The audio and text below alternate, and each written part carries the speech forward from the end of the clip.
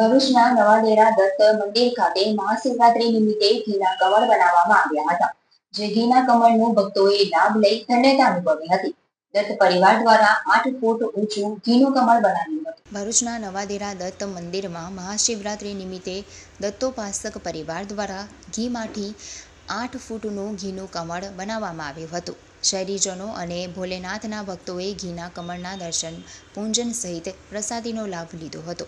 વહેલી સવારથી રાત સુધી દર્શન માટે શ્રદ્ધાળુઓનો પ્રવાહ ઉમટતો રહ્યો હતો. જો કે ઘીનું કમળ શિવભક્તોમાં આકર્ષણનું કેન્દ્ર બન્યું હતું.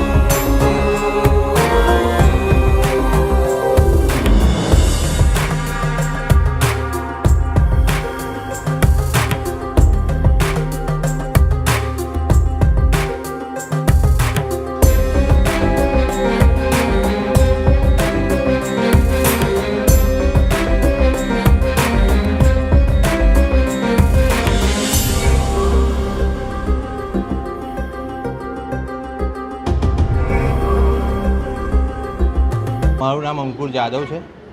નવાડેરા ભરૂચ સ્થિત સિદ્ધ ગુરુ ભાસ્કરેશ્વર મહાદેવ પૌરાણિક સ્થાન છે.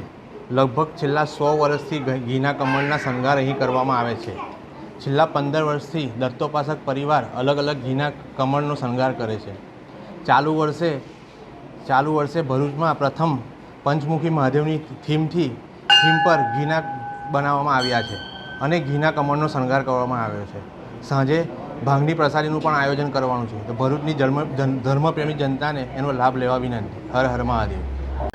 મારું નામ આકાશ સાહીવાલા છે. દત્ત મંદિરના પૂજારી છું.